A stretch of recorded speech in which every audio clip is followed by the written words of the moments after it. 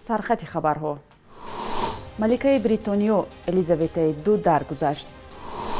یک دوست گلبدین زیوبکوف را به 18 سال زندان محکوم کردند. تاجیکستان 31مین سال آزادیش را جشن گرفت.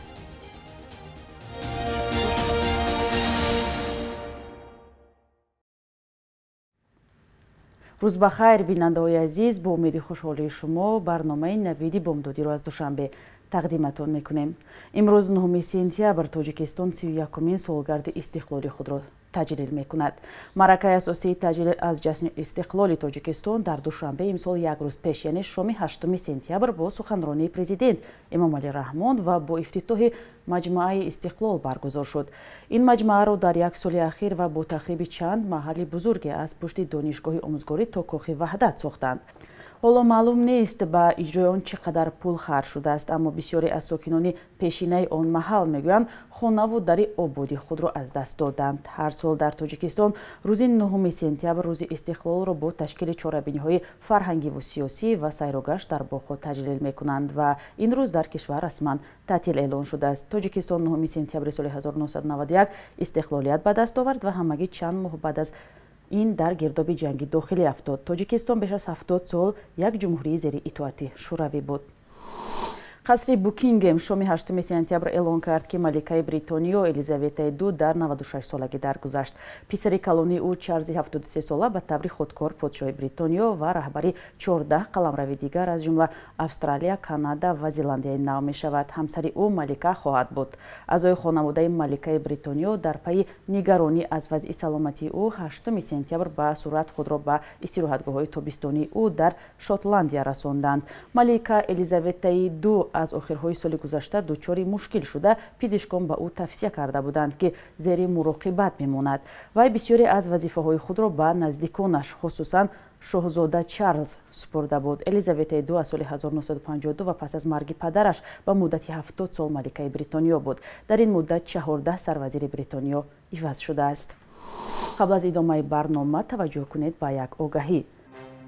بیننده گرامی، ساعت پخش برنامه‌های تلویزیونی رادیوی آزادی از روز 1 اکتبر تغییر می‌یابد.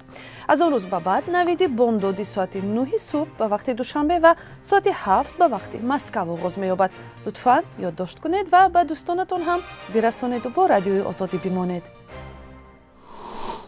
حجم گردش تجارتی خارجی تاجیکستان با چین به 766 میلیون دلار آمریکایی برابر شده است. وزارت رشد اقتصاد و سودای تاجیکستان خبر داده است که در 7 ماه سال روان تجارت خارجی این دو کشور 169% نسبت به سال گذشته افزایش یافته است. این نهاد گفته است حصه چین در گردش سودای خارجی تاجیکستان 18.5% را تشکیل خواهد داد. این کشور در فهرست 3 کشور اساسی شریک تجارتی تاجیکستان در جای سوم قرار دارد و سال 2013 عنوان شریک استراتژی تاجیکستان را دارد. چین سالهای اخیر به یکی از سرمایه‌گذاران بزرگ اقتصادی تاجیکستان تبدیل شده است. بیشتر قرض خارجی تاجیکستان نیز نزد چین است. بعد آغاز جنگ روسیه در اوکراین تقریباً 1900 مکتب ویران شده و یا آسیب دیدند. بعضی از مکتب‌ها هنوز هم بسته است ولی بعضی دیگر از صنفخانه‌ها را باز کردند. همکارم کیو مرسیاتو در این باره گزارش می‌دهد. کتابداری 81 ساله اوکراینی کتاب‌های یک مکتب ویران شده را جابجا می‌کند. رئیس کروبچنکو 40 سال باز در این مکتب شهر کراماتورسک فعالیت دارد. بعد از برخورد گلوله‌های نیروهای روسیه به مکتب، کتاب‌ها را در این مکتب ویرانه جمع می‌آورد.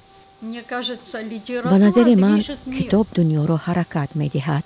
به ادبیات ما وجود داشته نمی‌توانیم. او نیت دارد که کتاب‌ها را به بچه‌ها بدهد که سال نو تحصیلشان آغاز یافت. درس در اینجا آنلاینی ادامه می‌کند. 1 سپتامبر اگر می‌دانستید که روز 1 سپتامبر برای ما چگونه بود، مثل ایده بزرگ بود. حالا این احوال رو ببینید. برای چی؟ من نمی‌فهمم. من این رو نمی‌فهمم. چگونه این رو به کودکان می‌فهمانیم؟ رادیون مکاروف با فرزندش به اینجا آمده است تا ویرانه‌های مکتب را ببینند. پسرش سال گذشته به صنف اول آمده بود. در حقیقت او باور نمی کند که این مکتبشان است. راستش رو به شما میگویم. در اینجا میگردد، نگاه میکند ولی باور کردن نمیخواهد که اینجا مکتب اوست.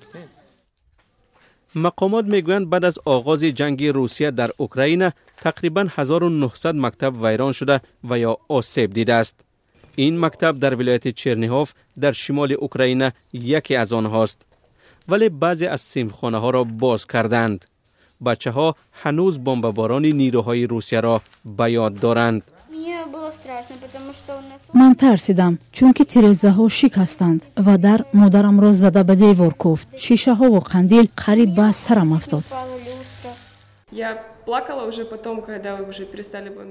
بعد خاتمه بمباران من گریه کردم. وقتی بمباران شد بعد درک کردم که دیگر مکتب نیست و تمام.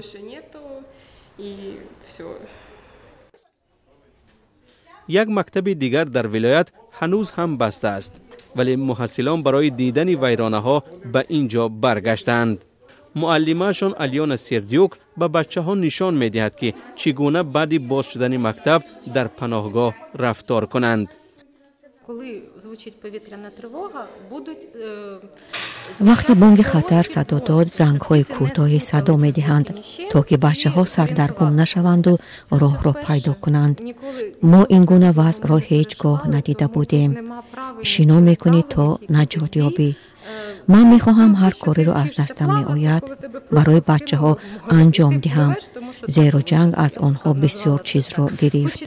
آنها باید سواد آموزند. Війна і так в них вкрала дуже багато, і освіту вони мають здобути.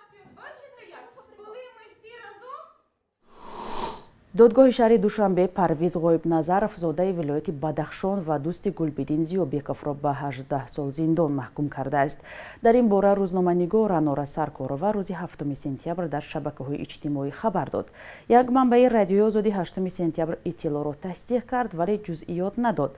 منابع پایگاه خبری بامداد گفتند پرویز غایب‌نظرов با اشتراک در قضیه مشهوری به گفته مقامات بازداشت خودسرانه و گویا لطوکوب و تحقیر یاردمچی دادستان ناحیه رشدقلعه عبدالستار ابیرزاده ایبدار میشد. به نوشته سرکارова تفتیشات و مرافعه این زاده بدخشان به طور پوشیده و به حضور وکیل مدافع گذشت. پرویز غایب‌نظرов را یکی از دوستان ورزشکار و فعال جوانان گلبدین زیوبکov میدانند. زیوبکov 25 نوامبر سال 2021 کشته شد. مقامات میگویند او در جریان عملیات بازداشت مقابلیت مسلحانه نشان داد ولی پیوندانش باور دارند که او سلاح نداشت. بخش یک روزی تاریخ تقدیمتان می شود که مهمترین تحولات تاریخی 9 سپتامبر را فرا می گیرد.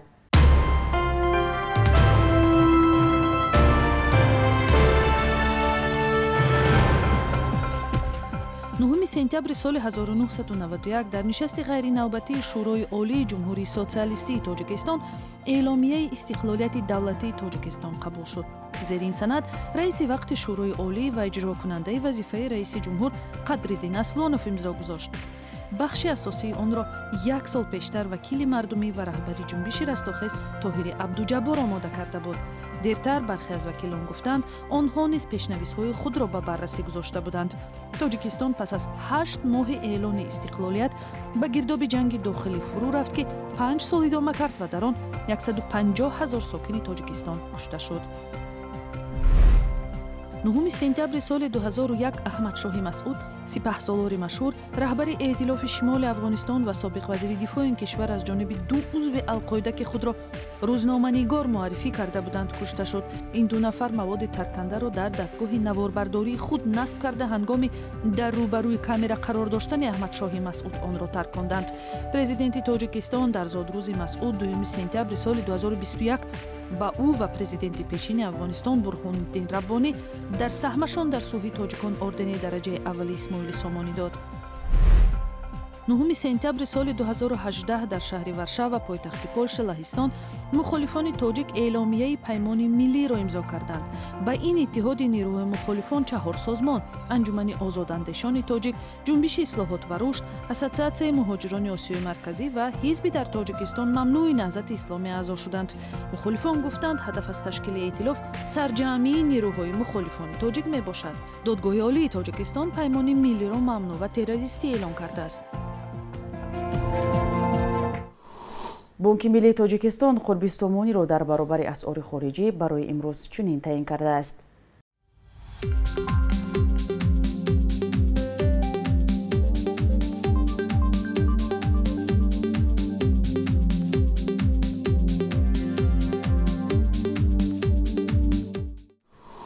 бинандаҳои азиз, шумо навиди бомдодиро тамошо кардед. матлабҳои аз ин бештарро дар вебсайти радиои озодӣ дар ин нишони озодӣ.орг пайгирӣ кунед. то барномаи баъдӣ, хайр, худо нигаҳдор.